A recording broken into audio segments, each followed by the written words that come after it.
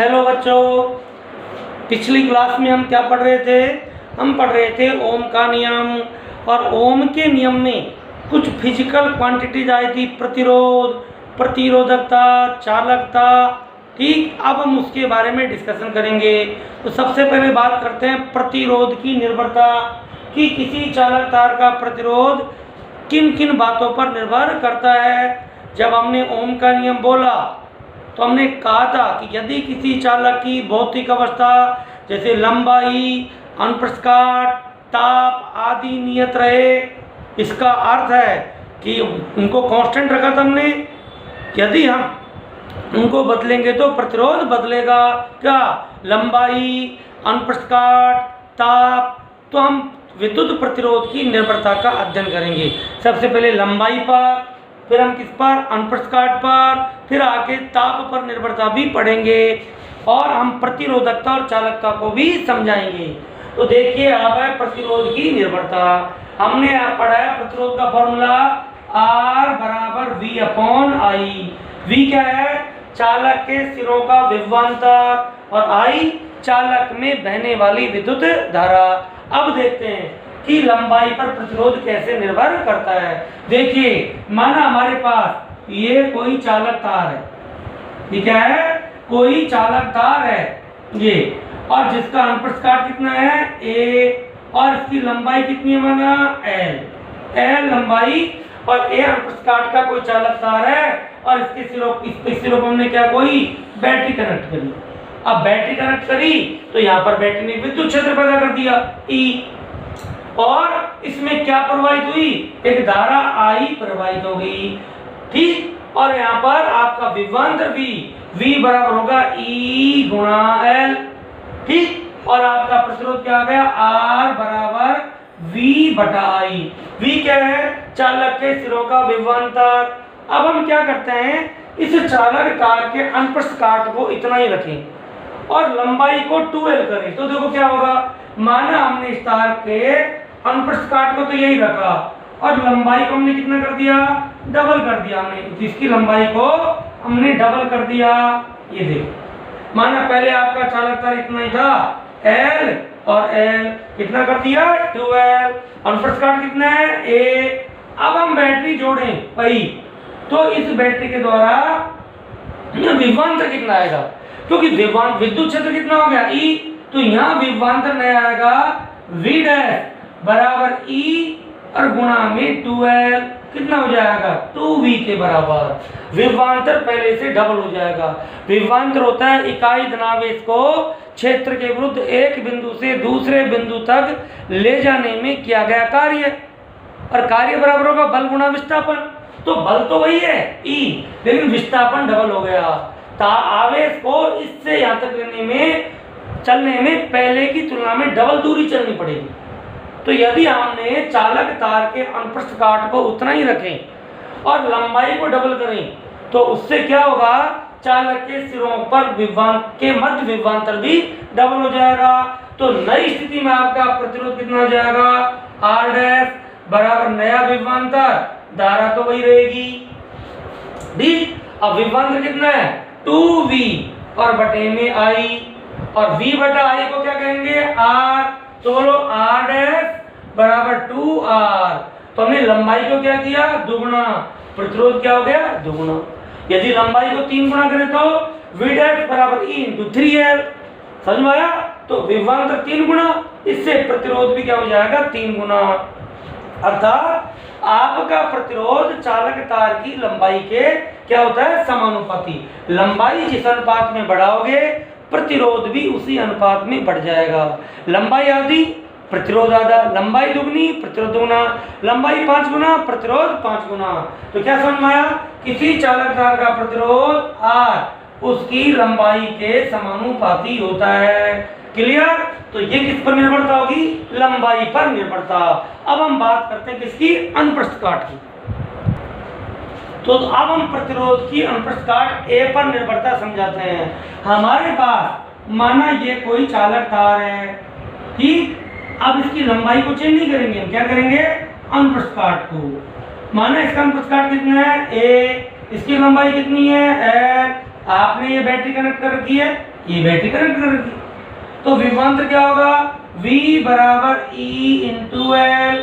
ठीक, अब इसमें क्या होगी, इसमें I धारा प्रवाहित हो रही है, तो प्रतिरोध क्या हो गया, R बराबर V अपॉन I। अब हम ये सोचें कि ये जो चालक है, ये हमारा जो चालक तार है, इसको बीच में से चीर दे, यहां से बीच में से दो काट दो, और आप कल्पना करो, फील करो, ऊपर वाला आधा, तो इसका अनुप्रस्थ काट कितना हो गया, a/2, और नीचे वाला कितना हो गया, a/2। अब धारा क्या होती है, आवेश प्रवाह की दर। तो यदि पूरे चालक से I धारा प्रवाहित हो रही है, तो आधे चालक से कितनी होगी, I/2, और इसमें क्या होगी, I' बराबर I/2। अब हम केवल आधे चालक की बात करते हैं, देखो इस आधे चालक की बात करते हैं, तो देखो आपका विभवांतर तो वही होगा, V' बराबर E विद्युत क्षेत्र गुणा L, लंबाई वही है, और बराबर V। तो विभवांतर तो वही रहा, क्योंकि विद्युत क्षेत्र वही है चालक में, लंबाई वही है, लेकिन अनुप्रस्थ काट आधा होने से धारा क्या होगी, आधी। तो बोलो यहां पर प्रतिरोध क्या हो जाएगा, R' बराबर V' अपॉन I'। अब आपका V' तो वही V है, वो तो बदला नहीं, और धारा कितनी होगी, I/2, 2 ऊपर चला जाएगा, 2V/I, और V/I को क्या लिख सकते हैं, R। तो बताओ क्या हो गया, 2R। यहाँ तो गड़बड़ हो गया मामला, हमने अनुप्रस्थ काट को किया आधा, और प्रतिरोध हो गया दुगना। यदि अनुप्रस्थ काट को चौथाई करेंगे तो धारा 1/4 रह जाएगी, और प्रतिरोध क्या हो जाएगा, 4 गुना। तो यहाँ उल्टा काम हो रहा है, हम अनुप्रस्थ काट को घटा रहे हैं, धारा उसी अनुपात में बढ़ रही है। अब हम कह सकते हैं कि किसी चालक तार का प्रतिरोध उसके अनुप्रस्थ काट के क्षेत्रफल ये के व्युत्क्रमानुपाती होता है। ठीक, तो लंबाई के तो क्या होता है, समानुपाती, और अनुप्रस्थ काट के क्या होता है, व्युत्क्रमानुपाती। ठीक, तो अब इसके आधार पर हम प्रतिरोधकता को डिफाइन करते हैं। तो बच्चों अब हम बात करते हैं पदार्थ की प्रतिरोधकता की। प्रतिरोधकता क्या है, तो हमने अभी पढ़ा था कि किसी चालक तार का प्रतिरोध R उसकी लंबाई के समानुपाती और अनुप्रस्थ काट के व्युत्क्रमानुपाती होता है। किसी चालक तार का प्रतिरोध R उसकी लंबाई के समानुपाती और उसके अनुप्रस्थ काट के व्युत्क्रमानुपाती होगा, अर्थात R समानुपाती L/A। और जब जब समानुपाती का निशान बराबर में बदलेगा तो एक नियतांक आएगा, तो यहाँ भी नियतांक आएगा, R बराबर ρL/A। यहाँ रो समानुपाती का नियतांक है, जिसे चालक के पदार्थ की रो बराबर क्या हो जाएगा, RA/L। क्या होगी, RA/L। ये क्या है, चालक के पदार्थ की प्रतिरोधकता, पदार्थ की रेजिस्टिविटी या प्रतिरोधकता है। तो ये जो समानुपाती का जो नियतांक आता है, यही क्या कहलाता है, प्रतिरोधकता। अब प्रतिरोधकता का फॉर्मूला क्या हो गया, रो बराबर RA/L। अब प्रतिरोधकता को हम डिफाइन कर सकते हैं। देखिए यदि A बराबर 1 वर्ग मीटर हो, चालक का अनुप्रस्थ काट कितना हो, जो हम चालक ले रहे हैं उसका जो ये अनुप्रस्थ काट है ये कितना हो, 1 वर्ग मीटर, और लंबाई कितनी हो, 1 मीटर, ये 1 मीटर हो। तो आप देखो A की जगह 1 रखो, L की जगह रखो, तो रो बराबर क्या हो जाएगा, R। क्या हो गया, रो बराबर R के। अर्थात किसी चालक के पदार्थ की प्रतिरोधकता उस तार के प्रतिरोध के बराबर होगी जिसका अनुप्रस्थ काट इकाई हो और लंबाई इकाई हो, और धारा अनुप्रस्थ काट के लंबवत। देखिए ये अनुप्रस्थ काट है, धारा इस दिशा में जानी चाहिए, तभी तो ये अनुप्रस्थ काट बनेगा, एवं धारा अनुप्रस्थ काट के अविलंबित प्रवाहित हो रही हो। तो क्या है आपकी प्रतिरोधकता, इकाई लंबाई और इकाई अनुप्रस्थ काट के चालक तार के प्रतिरोध को उसके पदार्थ की प्रतिरोधकता कहते हैं, जबकि धारा अनुप्रस्थ काट के अविलंबत जा रही है। तो ये किसकी परिभाषा होगी? प्रतिरोधकता की। आप प्रतिरोधकता का ऐसा ही मात्रक देते हैं, देखिए रो बराबर आर, आर का मान हो गया ओम, ए हो गया मीटर स्क्वायर और लंबाई हो गया मीटर। 1 मीटर से 1 मीटर कैंसिल, तो रो का एस आई मात्रक ऐसा यूनिट क्या होगी? ओम मीटर। क्या होगी इसकी ऐसा यूनिट? ओम मीटर। और इसका डायमेंशन फॉर्मूला क्या होगा? रो का डायमेंशन फॉर्मूला ओम प्रतिरोध, और प्रतिरोध क्या था? M1 और L2 था, 1 मीटर लग जाएगा L3 T-3 A-1, क्योंकि प्रतिरोध का था M1 L2 T-3 A-1, 1 metre की वजह से 1 L और लगा दो, तो ये क्या होगा? इसका विमीय सूत्र। तो इसका ऐसा ही मात्रक और विमीय सूत्र हो गया प्रतिरोधकता का। अब है प्रतिरोधकता की निर्भरता। एक तो बच्चों जनरल चीज समझो, जैसे हमने ओम का नियम पढ़ा, V समानुपाती I, V बराबर RI, तो R बराबर V बटा I। अब ध्यान दीजिए, जिन दो भौतिक राशियों के बीच समानुपाती का निशान है, वहां जो समानुपाती का नियतांक आता है वो इन राशियों पर निर्भर नहीं करता। R का मान V और I पर निर्भर नहीं करेगा। ये जनरल चीज ध्यान रखनी है कि समानुपाती का निशान, समानुपाती का नियतांक उन भौतिक राशियों पर निर्भर नहीं करेगा जिनके संबंध के कारण वो आया है। कारण V को डबल करोगे तो I डबल हो जाएगा, तो आपका प्रतिरोध नहीं बढ़ेगा। इसलिए आपसे के प्रतिरोध फॉर्मूले में से ऐसा लग रहा है कि जैसे निर्भर कर रहा है, लेकिन V को बढ़ाओगे तो I उसी अनुपात में बढ़ जाएगा। ठीक, यहाँ पर देखो रो आपका क्या था? R समानुपाती L बटा A, तो R बराबर क्या हो गया? रो L अपॉन A। तो रो किस पर डिपेंड नहीं करेगा? R पर, L पर और A पर, इन पर निर्भर नहीं करेगा। तो आपका प्रतिरोधकता लंबाई और अनुप्रस्थ काट पर निर्भर नहीं करती है। आपसे पूछे प्रतिरोध किसका, किस धातु का अधिक होता है? प्रतिरोध किसी का भी अधिक हो सकता है। आप ये नहीं कह सकते कि तांबे का प्रतिरोध कम है, प्रतिरोधकता की बात करेंगे। प्रतिरोध जैसे वजन किसी का भी अधिक कम ज्यादा हो सकता है। आपसे पूछे किस लकड़ी में ज्यादा वजन होगा, लोहे में, किसी में भी हो सकता है। लोहे की कील, लकड़ी की बेंच, तो लकड़ी की बेंच में ज्यादा वजन हो गया। लेकिन जब बात करते हैं घनत्व की, तो घनत्व किसका अधिक होगा? लोहे का। ठीक, इसलिए इसी तरह से प्रतिरोध आपसे एग्जाम में वाइवा में पूछे कि तांबे और लोहे में किसका प्रतिरोध अधिक होगा, तो जवाब ये होना चाहिए प्रतिरोध किसी का भी अधिक हो सकता है। हम ये कह सकते हैं कि प्रतिरोधकता तांबे की कम होगी और लोहे की ज्यादा होगी, क्योंकि उस प्रतिरोधकता के लिए हमें दोनों ही धातुओं के इकाई लंबाई और इकाई अनुप्रस्थ काट के तार लेने पड़ेंगे। इसलिए कौन अच्छा सुचालक है कुचालक है, वो प्रतिरोधकता है, चालकता द्वारा डिफाइन होगी, प्रतिरोध द्वारा नहीं। अब देखिए यहाँ पर R किस पर डिपेंड कर रहा है? बोलो, प्रतिरोधकता की निर्भरता। प्रतिरोधकता क्या लंबाई पर निर्भर करेगी? नहीं। अनुप्रस्थ काट पे? नहीं। तो सब किस पर निर्भर करेगी? ये निर्भर करेगी एक तो ताप पर, टेम्परेचर, जो आगे पढ़ेंगे हम, और एक पदार्थ की प्रकृति पर। किस पर? पदार्थ की प्रकृति पर। तो आपकी प्रतिरोधकता किन दो बातों पर निर्भर करती है? याद करो, ताप पर और पदार्थ की प्रकृति पर। क्या लंबाई पर निर्भर करती है? नहीं। यही तो गड़बड़ करता है वो परीक्षा में पूछता है किसी तार की प्रतिरोधकता इतने ओम मीटर है, तार की लंबाई दुगनी कर दे तो प्रतिरोधकता क्या होगी? अब आपके दिमाग में प्रतिरोध घुसा पड़ा है, क्योंकि प्रतिरोध लंबाई के समानुपाती होता है। वो प्रतिरोध नहीं पूछ रहा, प्रश्न को ध्यान से पढ़े, वो प्रतिरोधकता पूछ रहा। प्रतिरोधकता लंबाई पर निर्भर नहीं करेगी, अतः जो है वही रहेगी। लेकिन यदि प्रतिरोध होता तो लंबाई डबल होने पर डबल हो जाता। तो प्रतिरोधकता लंबाई पर निर्भर नहीं करेगी, अनुप्रस्थ काट पर निर्भर नहीं करेगी। किस पर डिपेंड करेगी? ताप पर और पदार्थ की प्रकृति पर। वो कैसे निर्भर करेगी आगे चल के हम समझाएंगे। उसके अलावा हमने प्रतिरोधकता का एक फॉर्मूला पढ़ा था, रो बराबर M upon N E square tau.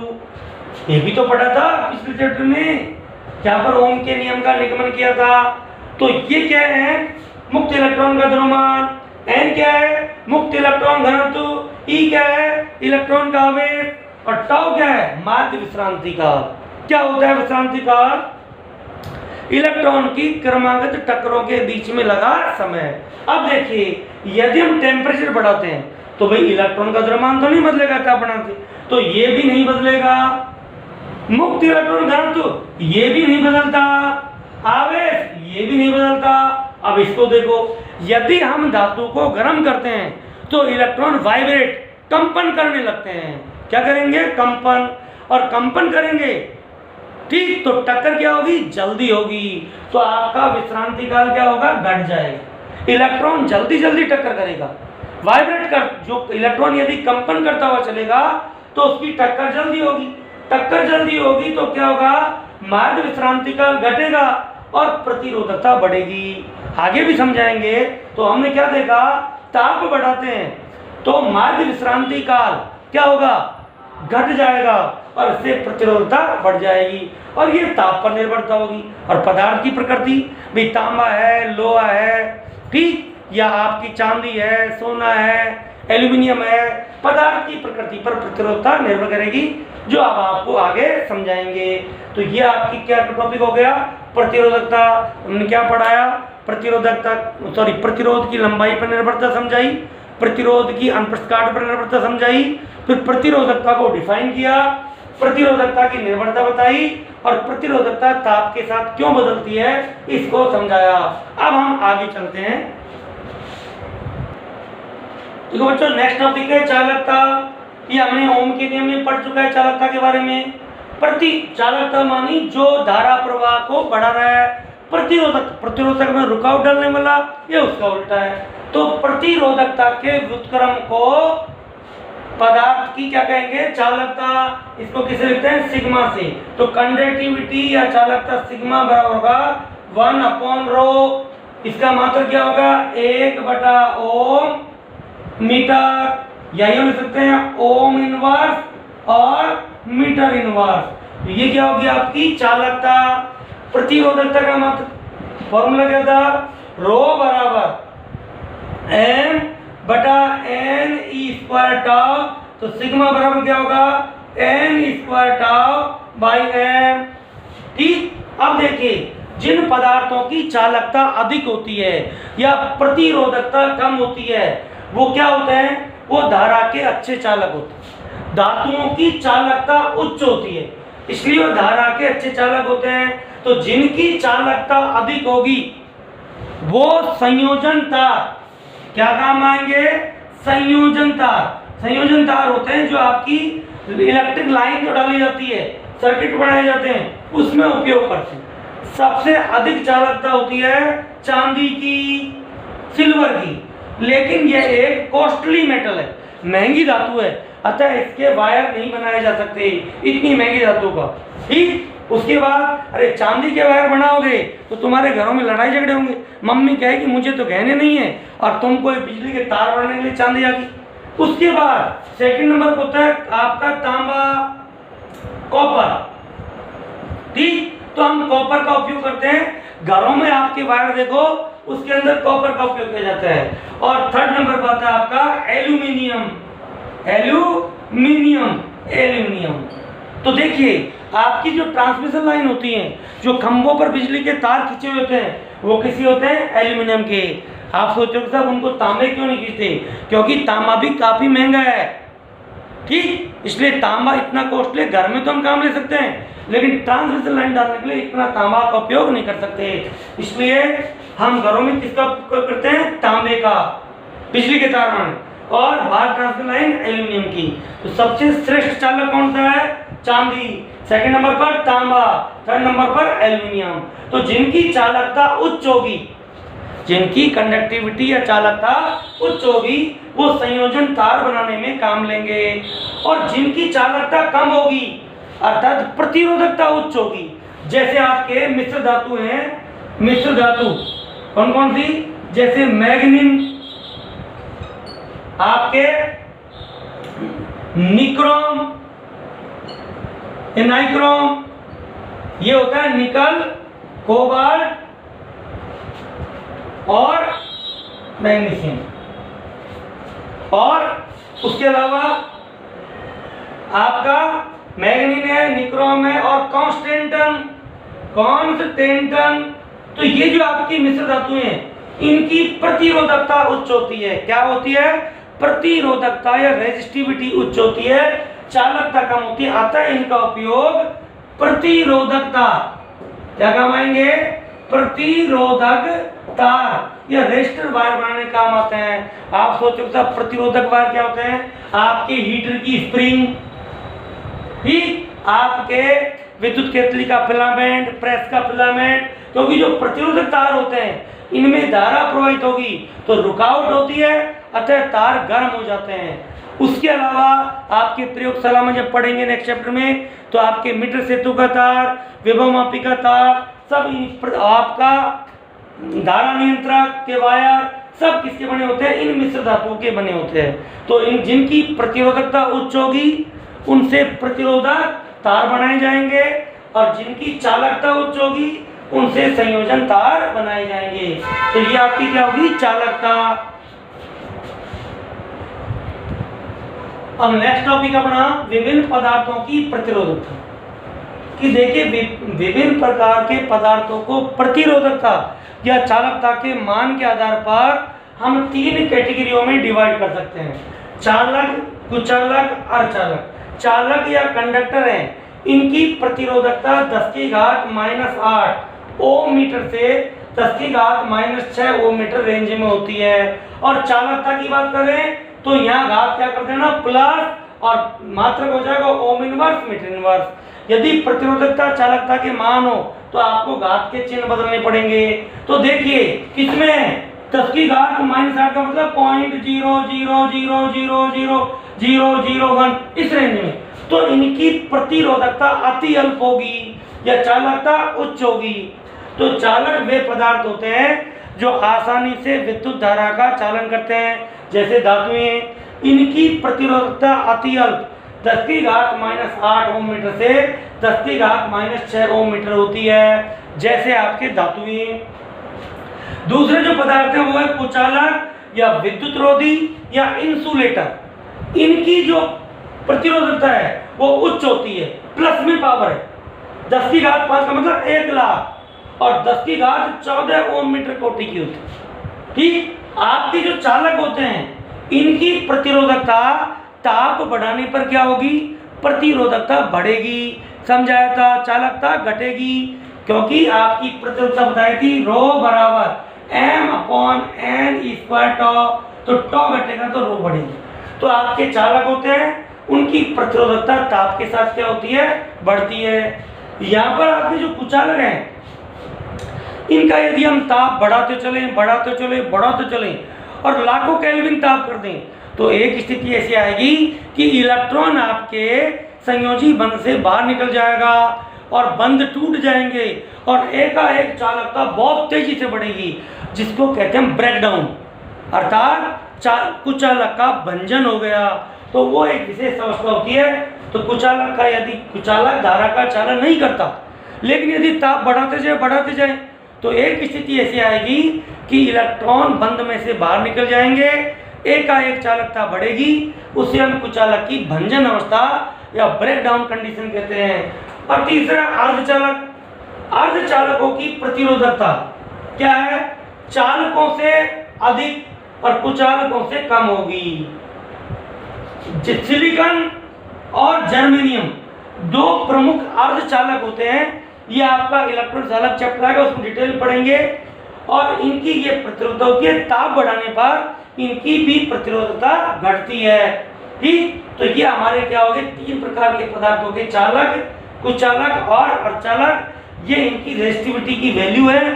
ताप बढ़ाने पर इसकी प्रतिरोधकता बढ़ती है, इसकी प्रतिरोधकता बढ़ेगी, इसकी प्रतिरोधकता घटेगी और ये उच्च ताप पर इनमें ब्रेकडाउन हो जाएगा।